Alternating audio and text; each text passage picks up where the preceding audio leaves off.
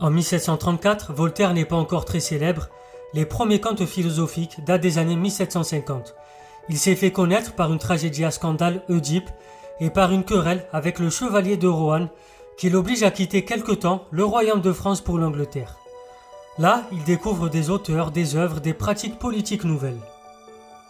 Les Britanniques nomment cela The Enlightenment, ce qui en français deviendra les Lumières.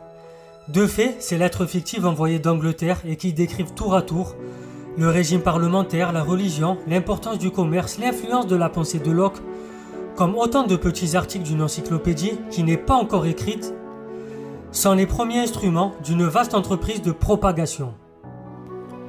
D'ailleurs, au fond, c'est bien ce phénomène de propagation, de diffusion qui donne vraiment valeur à la métaphore, un peu arrogante, des Lumières. D'Angleterre, elle passera en France, puis de France en Allemagne, où à la fin du siècle, Emmanuel Kant les recueillera, trouvant pour elle une devise, sapere aude, et le courage de te servir de ton propre entendement. Dans cette entreprise de propagation, de diffusion, Voltaire joue un rôle déterminant, sans doute historiquement son plus grand. Polygraphe, vulgarisateur hors pair, Voltaire fut aussi un découvreur exceptionnel, notamment premier traducteur en français de Shakespeare.